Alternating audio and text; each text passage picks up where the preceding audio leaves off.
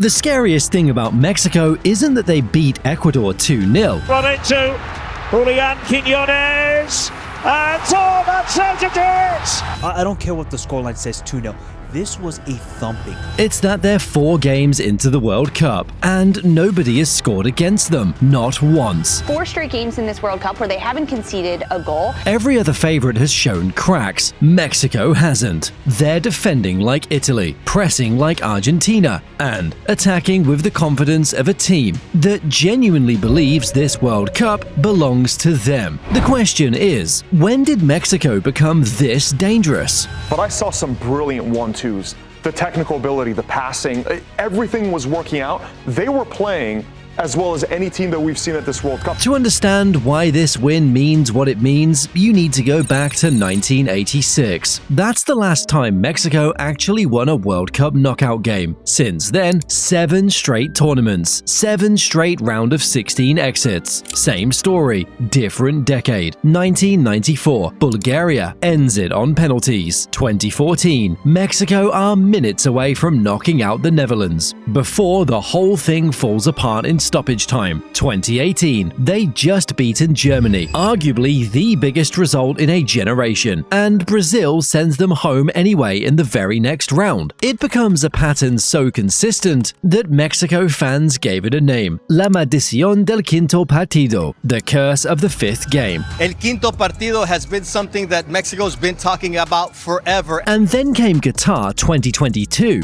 where Mexico didn't even survive the group stage. No 5th game to lose, no curse to break, just the lowest point in decades, and a football nation left wondering what had happened to a team that used to at least reach the same wall every single time. Javier Aguirre walked into this job having already been here before. He's managed Mexico at 2 previous World Cups. He knows what pressure at the Azteca feels like, knows what an ugly, nervy knockout game demands, and knows the difference between a team that panics and a team that waits. And this particular match wasn't going to be a gift. Ecuador arrived off the back of beating Germany, a team built on defensive discipline, tight lines, low goals conceded of their own. This wasn't a side anyone expected to fold easily. They're a bogey team for a lot of big boys coming into the tournament now that are playing well. And the perfect example is a team like Germany with a high pedigree, high history,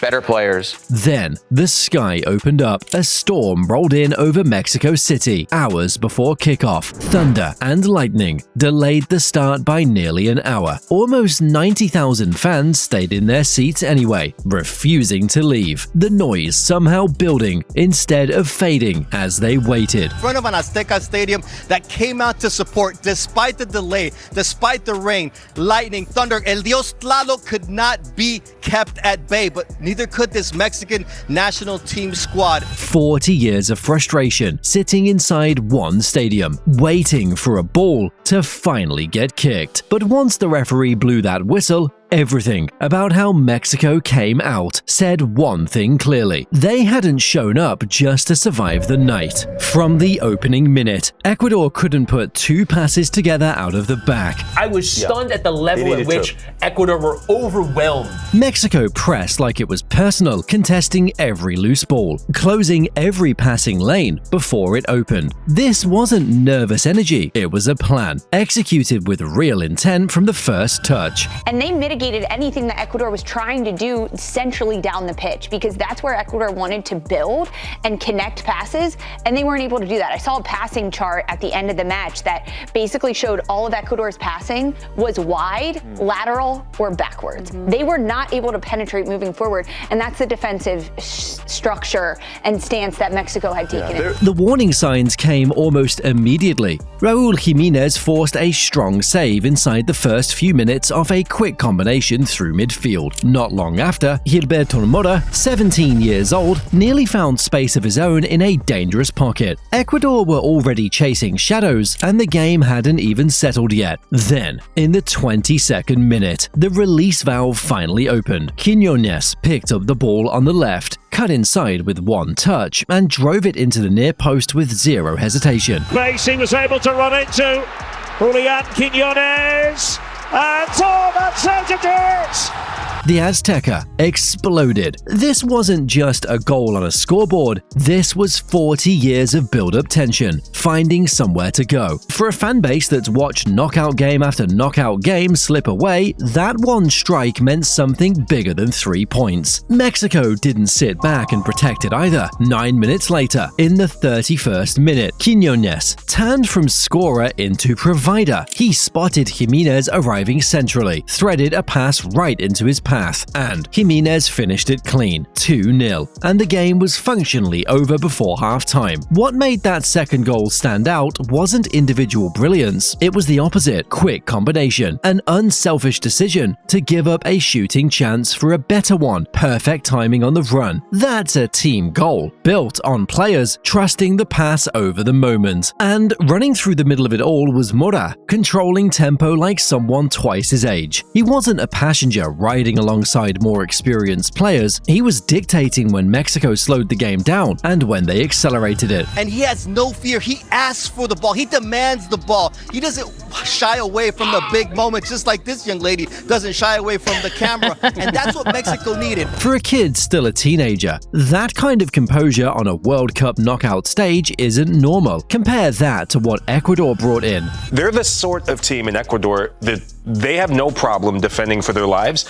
They have arguably some of the best defenders, young defenders at this World Cup. This was a team that had just beaten Germany, built a reputation on defensive discipline and organization. Ecuador, everybody was speaking about Ecuador's defense, and everybody was speaking about how this team potentially could be a dark horse. I said the same thing, and kind of how good they were against Germany and what they did. Boom, boom, boom, boom, boom. None of that showed up. They spent the entire half chasing shadows, unable to string possession together, unable to slow Mexico's rhythm down, even for a few minutes. It's sorry for Ecuador, and it was nothing tactical. It was the way Mexico approached the game. They trampled all over them From the get-go.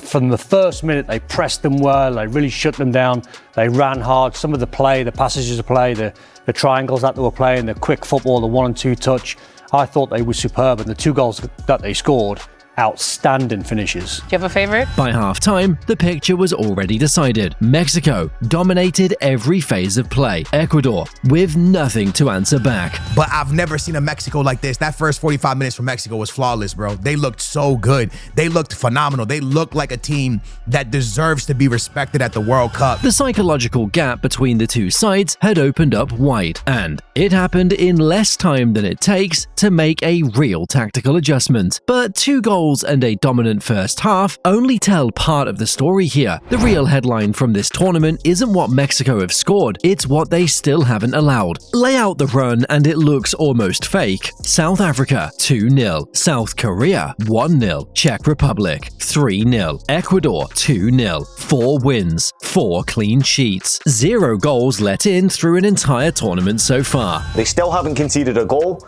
at all in this competition. That's incredible in itself. I didn't expect the defense to be as solid as it has been. Very few teams in World Cup history open a run that clean, and doing it against 4 different styles of opponent, not just one weak group, makes it harder to write off as luck. Credit where it's due. This doesn't happen without the defense behind it. Raúl Jiménez has been steady in goal all tournament, barely tested but sharp when called on. In front of him, César Montes and Johan Vázquez aren't a pairing thrown together for one summer. They've played alongside each other for years now, and that shows in how little space they give away. It's just, how do you beat Johan Vázquez and César Montes? How do you do it, people? It's difficult.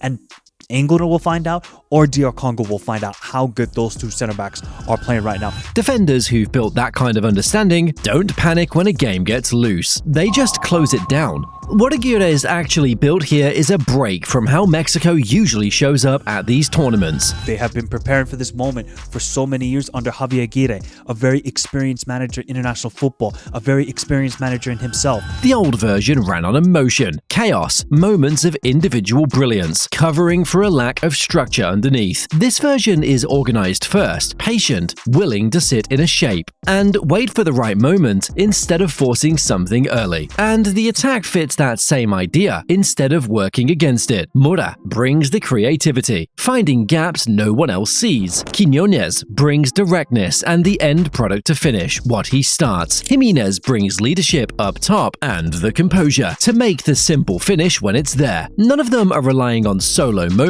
to carry the team. They're each finding one specific role inside a bigger structure. And that's a different kind of dangerous. Even the smaller details point the same direction. Ecuador's night ended with a red card in stoppage time. Piero Hincapié sent off after losing his composure completely. A team that arrived with real defensive credibility left the pitch unraveling. That's not something that happens by accident against the side that's just playing for one good result. This doesn't look like a team built for one big night at home. It looks built to go the distance, and that's exactly why the rest of this tournament needs to start paying attention. But it's not been blowing us away performances. That first 45 minutes blew me away. That first 45 minutes has made me believe no one wants to play this Mexico side. Mexico didn't just win a football match at the Azteca. They ended 40 years of the same story, and they did it playing nothing like the Mexico teams that came before them. 4 games in, 0 goals conceded. A team built on discipline instead of hype. If you want more World Cup breakdowns like this one, subscribe and drop a comment telling me how far you think this Mexico team can actually go.